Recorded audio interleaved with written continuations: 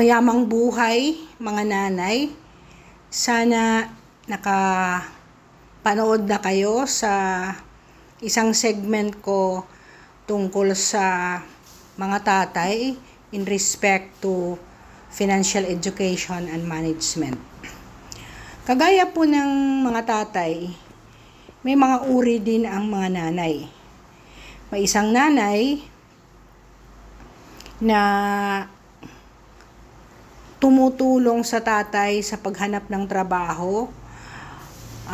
Meron silang pinagkukunan bukod sa trabaho ni tatay dahil sa tatrabaho din ni nanay. On top of that, ang nanay na ito ay ini-inspire ang kanyang mga anak na matapos ang kanilang pag-aaral at makuha ang mga mithiin sa buhay. It would range from being just a laundry woman, tindera, kusinera, labandera, office worker na nanay, abogado na nanay, doktor na nanay.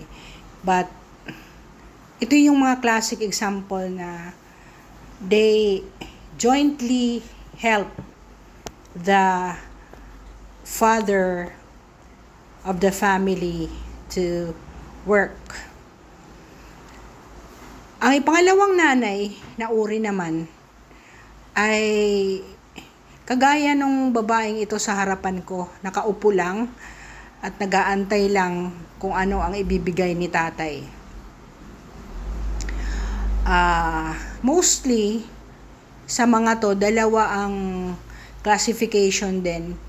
Nanay na nandoon lang sa bahay at walang ginagawa kundi mag-antay ng pera at maingay, insecure, bungangera. And then isa namang uri na nandoon din lang sa bahay na binubugbog, binubuntal, labandera and everything, and then nagse-self-pity. Another example naman sa isang uri na nandoon din lang sa bahay ay inuubos ang pera ni tatay at ang mga anak, and then nagsusugal, nagpapaganda lang kung ano-anong mga ginagawa na nakikita ng mga anak, and therefore these children, they see how a liar this person could be, and then napaka-toxic ng environment. Another one naman ay yung palautang na nanay na hindi nagbabayad at wala ring integridad. The fourth classification is yung nanay na mixture. May trabaho, pala-spend, at hindi rin nakakabigay ng suporta sa bahay kasi napaka-selfish niya. The fifth is mixture din, walang trabaho, pero spoiled ang mga anak niya, hindi tinuturuan ng mga gawaing bahay. Kung ano ang sabihin ng mga anak ay nangangatal na at talagang kawawa. I have seen in magnitude how women can succeed the family kasi mostly ang mga lalaki mababait yan at hindi nakikialam sa disiplina. Mabuti lang kung kagaya ng father ko, talagang we were trained and were disciplined kasi anak siya ng World War II na bata. So, imagine kung yung ang asawa mo sugalero pa, babaero pa, and then ikaw ay kahit may trabaho, ikaw lahat, pasan mo ang mundo. I would go first to the first ideal mother, yung nagtatrabaho, marunong humawak ng pera, at dinidisiplina ang mga anak. Believe it or not, hindi naman ako feminist, but I really believe God in His wisdom hindi isinabay si Eva kay Adam dahil may purpose ang Diyos na bubuunin niya ang lalaki. Diba? God created first Adam. Wala siyang partner. One day, nakita ni Adam ang lahat ng mga animals sa kingdom ng paraiso ay meron pong babae.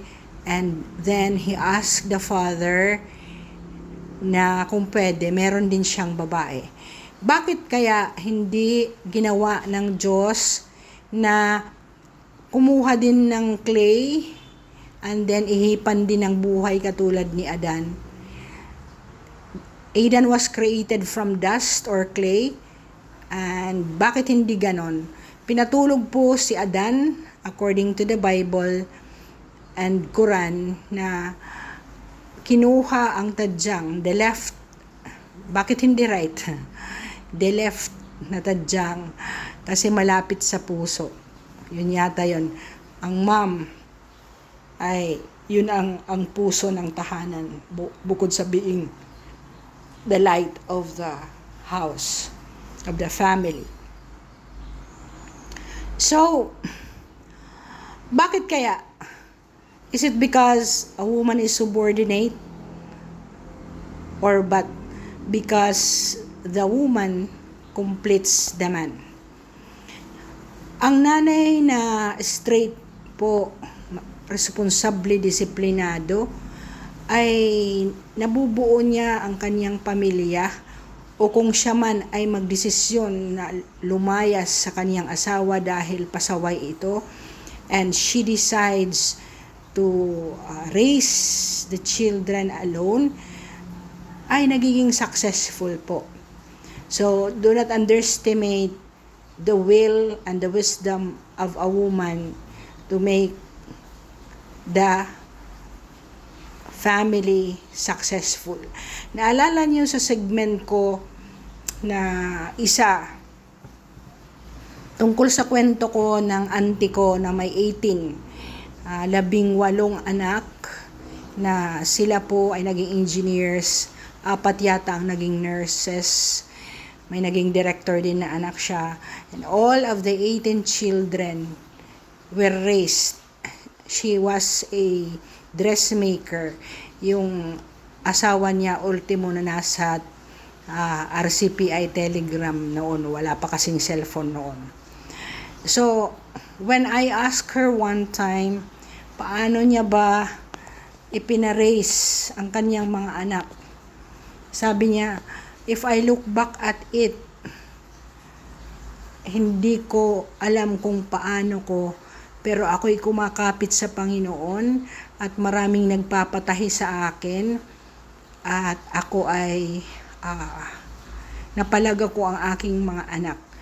And there was one goal which she said, accordingly, it's time na sila ay kumakain together. I was told hindi sila kumakain kung hindi sabay-sabay. So they wait for the others to be around so that they can talk to each other during dinner time. Panggabi, ang sabi niya, ayokong maging pareho kayo sa amin ni tatay nyo. And therefore, kailangan kayo magpawis para kayo ay maging successful. So, each of the child chose their courses, and therefore, napakayaman na po nila. Ang nanay po ang nagnanavigate because the husband was a very good guy. Yung uncle ko na yon ay napakabait, na hindi nga masalita. Talagang merong ganon. Provider lang siya, but hindi siya yung tipong nagdidisiplin kagaya ng tatay ko. So the dynamics of it is that ang nanay, whether you like it or not, ang strength ng tahanan. Do not underestimate the will of the woman who is responsible, credible, at hindi po inuuna ang mga kaartihan. Now, tama ba na iwanan na lang ang babae kasi hindi rin siya marunong mag-manage? If I were the person, may nakita rin din akong couple na the woman stayed just at home. Pero naging successful din naman. Pero yung tipong kailangan i-bridle din ni husband kasi nga medyo malayaw din.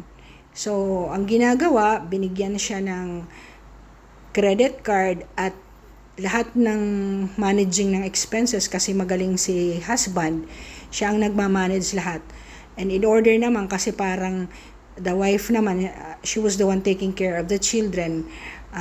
Nandoon po may dalawang doktor yata siya, isang lawyer at isang banker na anak. And then she's just given a credit card na minomonitor ni husband ang expenses niya. So it doesn't mean that when the couples do not have the same responsibilities or credibility to take care of the finances ay maghihiwalay agad. Ang importante po paano i-manage together.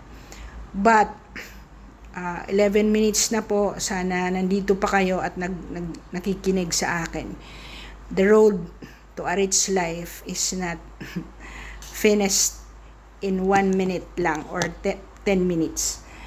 Much as I would want to cut it, gusto kong isara po ito as I touch your life now.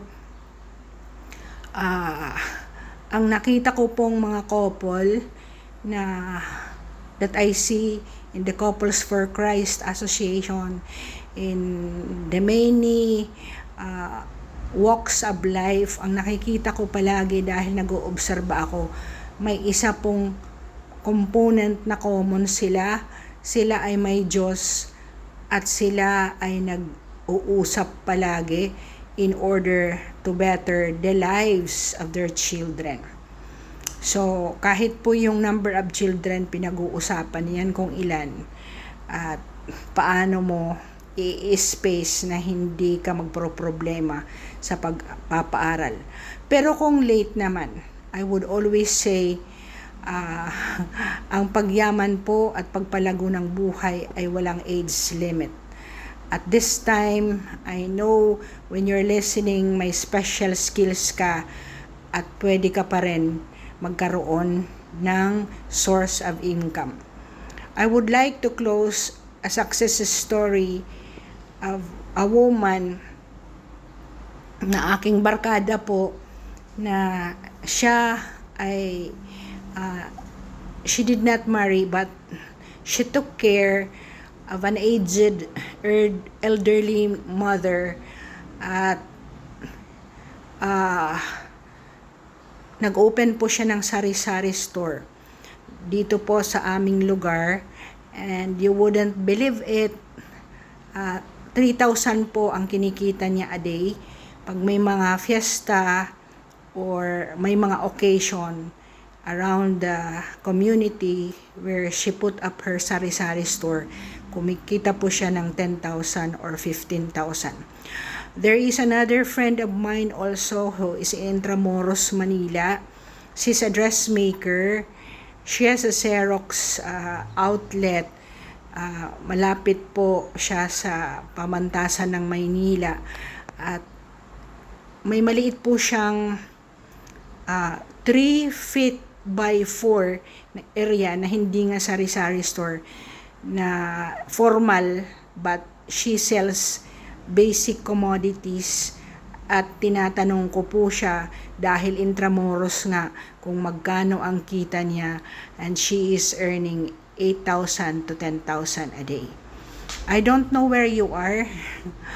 Yan ang sinasabi ko, you diversify whatever income that you can augment in order to offset sa mga expenses mo.